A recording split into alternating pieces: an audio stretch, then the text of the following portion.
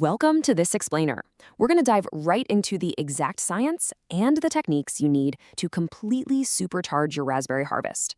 If you've ever felt like you're putting in all the hard work, sweating out in the garden, but your berry patch just isn't giving you those massive, sweet yields you expect, well, you're in exactly the right place. Let me ask you something.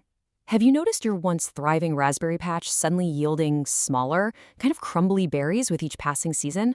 Or maybe the canes just look a little less vigorous and the leaves have this dull, unhealthy look to them.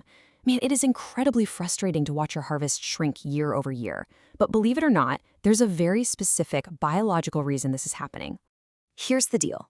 Raspberries, much like tomatoes, are incredibly aggressive, heavy feeders. They are constantly pulling massive amounts of nutrients out of your soil just to push out those fast-growing canes and juicy berries. So over time, without the right fuel, they literally starve. They will absolutely exhaust your soil's natural reserves if you aren't paying close attention. But don't worry, we've got a roadmap to fix that. Today we're covering 1. Why we fertilize. 2. Choosing the right fertilizer. 3. The fertilization timeline. 4. The actual application steps. And 5. Common mistakes you definitely want to avoid. Okay, let's jump right into section 1. Why fertilize? Let's look at the science of berry growth.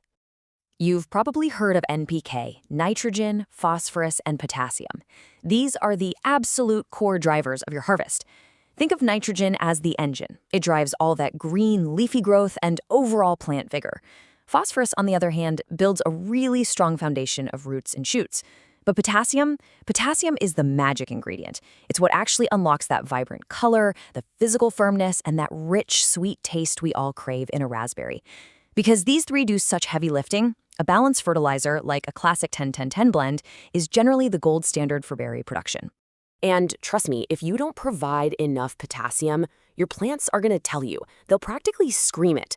If your patch has these vivid symptoms, like glossy, dark green mature leaves that develop random, irregular blotches, or if you're seeing scorched edges along the leaf margins, you're very likely looking at a severe potassium deficiency.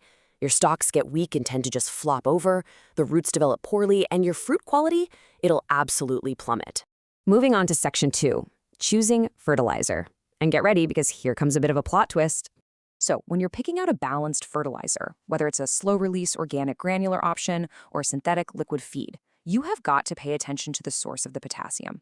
The two main sources used in commercial forming are MOP, which stands for muriate of potash, and SOP, sulfate of potash.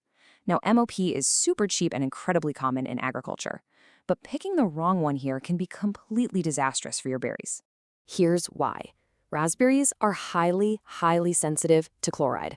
If you use cheap MOP fertilizers, which contain chloride, it can actually induce severe toxicity.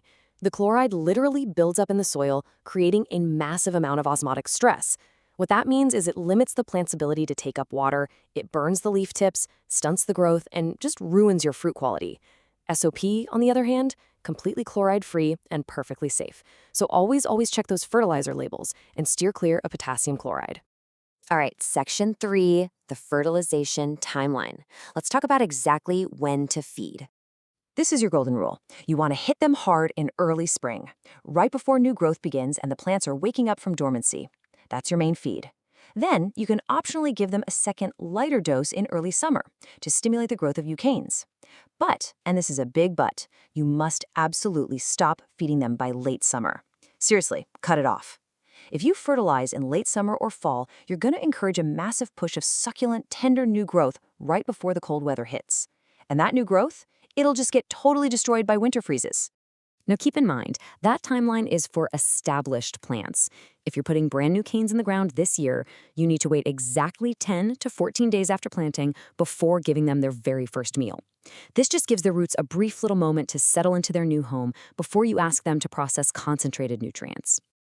Okay, section 4, application steps. Let's get into exactly how to fertilize.